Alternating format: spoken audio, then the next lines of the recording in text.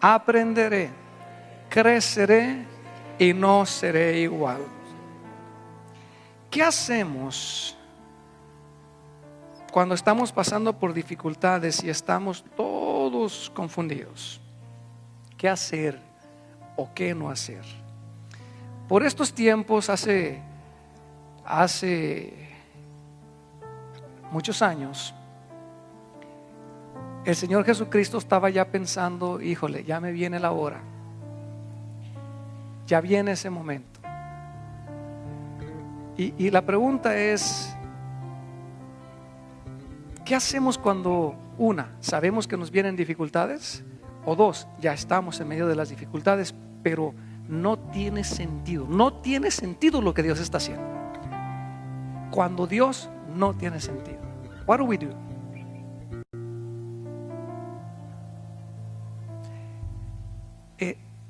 Muchas veces las personas se apuntan con los dedos, como esta foto que está ahí enseguida. Comienzan a culparse, a buscar quién tuvo la culpa, quién esto, quién lo otro. Algunos se desesperan, como esta otra foto, y dicen: no sé qué está pasando en mi vida. Pon la otra foto, por favor.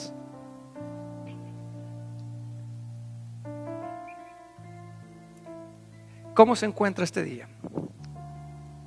Bueno, Jesús se encontraba alrededor de todo eso. Pero ¿cómo dice ese canto, la primera estrofa? Jesús es el nombre sobre todo nombre. Así que si trae problemas, qué bueno. Le recuerdo que Jesús es más grande que ese problema, sobre ese problema. Si trae alguna confusión causada por las crisis, qué bueno. Yo hoy le quiero hablar de qué hacer cuando de pronto el doctor le da una mala noticia. ¿Qué hacer cuando hay una amenaza de un posible divorcio? ¿Qué hacer cuando hay la pérdida de una relación, de un trabajo o de una empresa propia? ¿Qué hacer cuando hay una traición o la muerte de una persona en nuestra familia? ¿Qué hacemos en todos esos momentos? Bueno, dice la Biblia en Mateo capítulo 26 y 20 que cuando llegó la noche en aquellos días, el Señor Jesús se sentó a la mesa con sus discípulos. Es lo que le llaman la famosa Santa Cena. Y al rato vamos a participar de la Santa Cena. ¿Ya tiene por ahí su copita? Okay, guárdela por ahí. Y mientras comían les dijo: de cierto les digo que uno de ustedes me va a entregar. Él ya estaba sintiendo los estragos de la traición. Y ustedes conocen la historia. Uno de ellos le pregunta: ¿seré yo, Señor? Y luego él dijo: bueno, el que moja el pan conmigo en mi plato y me lo da. Pero se llega un momento en el que el versículo 26 dice que mientras comían, tomó Jesús el pan, lo bendijo y lo partió y lo dio a sus discípulos y les dijo: coman, tomad, comed, esto es mi cuerpo. Dice que tuvieron la Santa Cena. Y después de ahí, dice la Biblia, el relato, si la sigue uno leyendo, dice que salieron a un monte. Después de ahí cantaron ellos, y entonaron un canto y salieron a un monte donde Jesús les dijo a sus discípulos: quédense aquí, yo me voy a ir a orar. Y es ese famoso pasaje donde vemos a Jesús sudando como gotas de sangre, porque estaba en un momento difícil de su vida. Dice el versículo 39 que en ese monte Jesús dice que se postró. ¿Dónde? Se postró sobre su rostro. ¿Y qué estaba haciendo? Y estaba orando y diciendo: mira, Padre mío, si es posible, pasa de mí esta copa. O sea, este sufrimiento que estoy en el cual estoy en medio no es bonito. Le estaba diciendo: si te es posible, pásalo, Señor, de mí.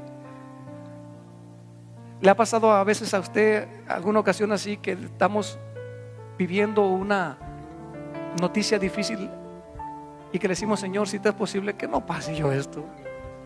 O de pronto te dan una mala noticia y dices: Señor, no puede ser que a mí me esté pasando esto. A veces uno quisiera, Señor, no quisiera vivir por ello, pero Jesús le dijo también en su humanidad. Él decía, Señor, si te es posible, pasa de mí esta copa, es decir, que no me suceda a mí. Pero luego reflexionó en la oración y dijo, pero, dice el versículo 26 al final, pero que no sea como yo quiero, sino como tú quieres. Que no se haga mi voluntad, sino que se haga tu ¿qué? Tu voluntad. Y en ese camino, imagínense, Jesús oró. En el camino iban cantando.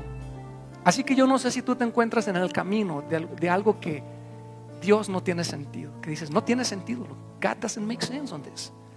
¿Por qué está sucediendo? Bueno, te invito primero a que oremos. Te invito segundo a que cantemos.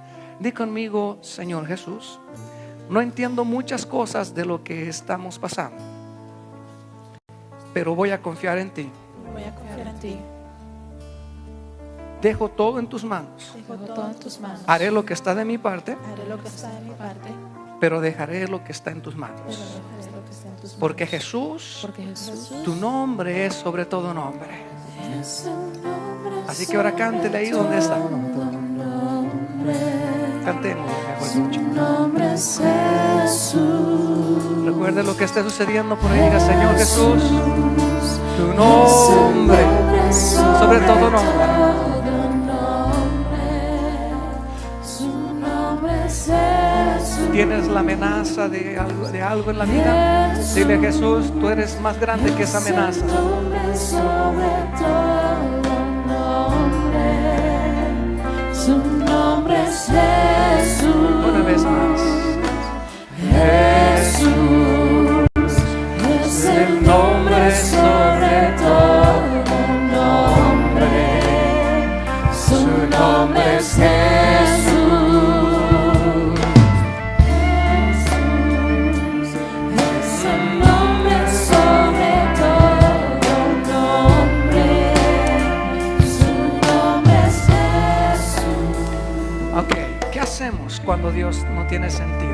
Número uno, grábese. Recuerde esto. Recuerde estar seguro que Dios no es el autor del mal.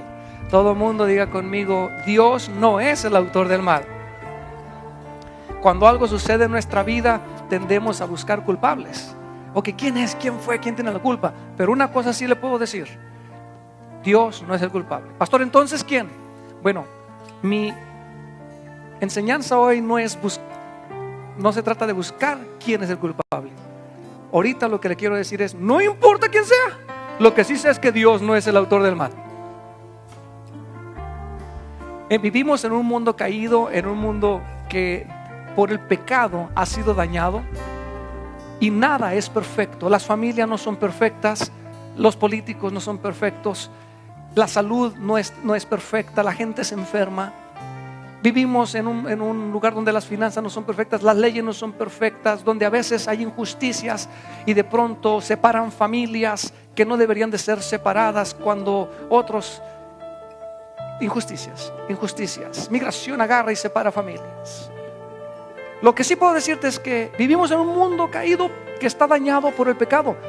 Y no entiendo quién será el culpable de todo esto, pero sí entiendo que Dios no es el autor del mal. Dios no es el autor de la enfermedad. Lo que sí sé es que Dios es el autor del bien. Dice Jeremías 29:11. ¿Por qué no lo lee conmigo? Pero dice ahí la Biblia, dice, pues yo sé los planes que tengo para ustedes, dice el Señor.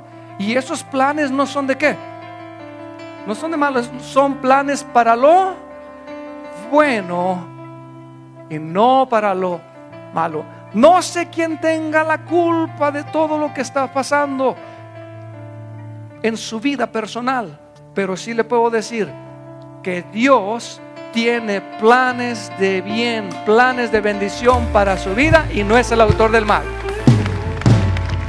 Cuando esté pasando por ese momento así donde tanto sufrimiento no le permite ver, porque es así como una nube y usted dice, pero no veo bien, esa es como una nube.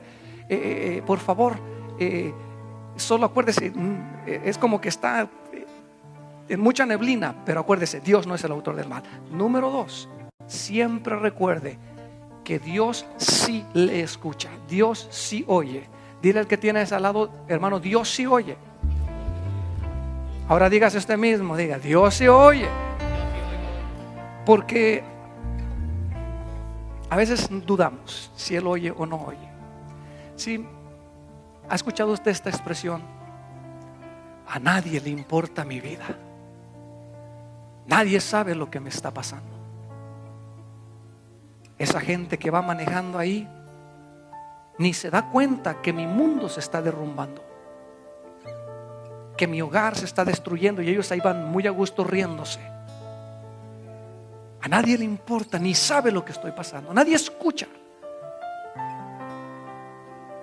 Esas palabras eran parecidas, eran las que yo decía cuando niño. Iba caminando a la primaria, iba a mi escuela y veía los carros pasar y veía a la gente caminar.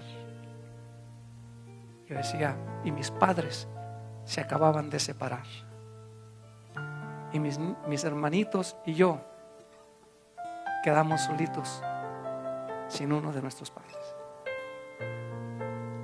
Esa era mi expresión, mis pensamientos como niñito. Pero quizás a usted son unas palabras parecidas las que le salen también cuando usted venía camino a la iglesia, cuando usted va a su trabajo entre semana y dice, nadie se da cuenta que tengo un familiar en el hospital. Esa gente no le importa que mi esposo acaba de ser deportado. Esa gente, nadie sabe lo que a mí me está pasando, que me acaban de robar en una casa.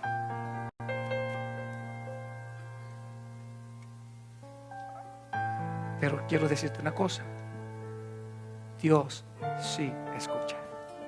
Porque a veces tendemos a pensar, a la gente ni le importa, quiere decir que a Dios tampoco. Pero no. Salmo 37, mira lo que dice en el versículo 17. Dice, léalo conmigo, ¿cómo dice? El Señor, esas tres palabras, vuélvalas a leer. El Señor, una vez más, el Señor oye. Lo primero que quiere que se nos quede es, aunque no entendamos y aunque a medio mundo no le interese ni sepa cómo está nuestra vida, cuando usted habla a Dios, Dios sí oye. No es que Él tiene oídos sordos, pero entonces ¿por qué yo no lo oigo, pastor? Bueno, una cosa es que nosotros no lo oigamos a Él, pero yo estoy seguro que Él sí nos oye.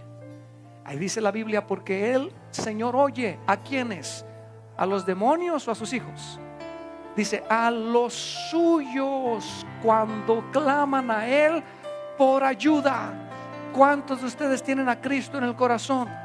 Pues ustedes son los suyos, los que ya han aceptado al Señor Jesucristo en su corazón. Cuando claman, Él inclina su oído y escucha cuando piden ayuda. Cuando usted estuvo orando esta mañana, anoche, Dios lo estuvo oyendo. Pastor, ¿por qué yo no lo escuché? Bueno, es otra cosa, porque nosotros a veces no sabemos oír a Dios, pero Dios sí nos oye cuando pedimos por ayuda y nos rescata de ¿cuántas? De todas nuestras dificultades. 18. ¿El Señor está lejos o está cerca? ¿Está cerca de quiénes? ¿De los orgullosos? No, dice cerca de quiénes, de los quebrantados de corazón, los que están sufriendo. Él rescata a los de espíritu destrozado. Por lo tanto, aunque usted dice, ¿será Dios el autor del mal? Diga, no, Dios, diga conmigo, Dios no es el autor del mal. Número 2, diga conmigo, Dios sí me escucha. Aunque a la gente no le interese, a Dios sí le interesa mi condición. Sí me escucha mi plegaria y ha enviado la solución. El enfermo reciba la sanidad. El que le faltaba trabajo reciba la provisión. El que le faltaba el favor de Dios ante la corte para que lo dejaran libre, reciba el favor de Dios para que lo dejen libre. Dios sí escucha.